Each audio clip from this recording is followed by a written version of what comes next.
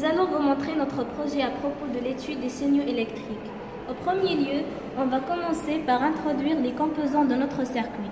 On a utilisé une résistance de 3,5 ohms et un condensateur de 2,2 microfarads en parallèle pour filtrer le signal et une diode pour le redresser. Un interrupteur qui assure le commande manuel de l'ouverture et la fermeture du circuit. Et pour alimenter le circuit, on a utilisé une pile Duracell de 9 volts et on a utilisé aussi une LED pour vérifier la présence du courant qu'on a mesuré.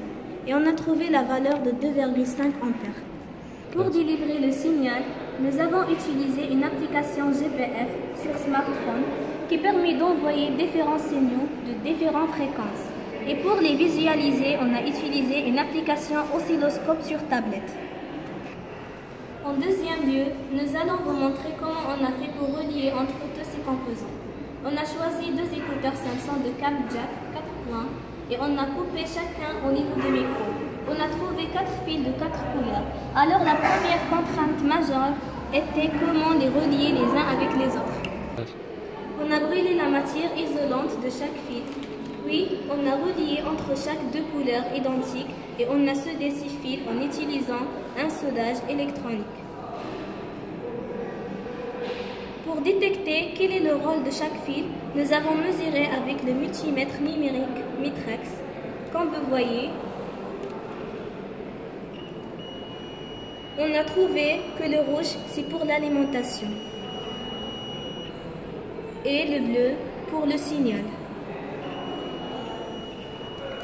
On a construit le circuit dans un simulateur électrique Workbench. Et pour voir le signal dans l'oscilloscope, on appuie sur ce bouton de GPF pour l'envoyer. Puis, on peut changer la forme de signal.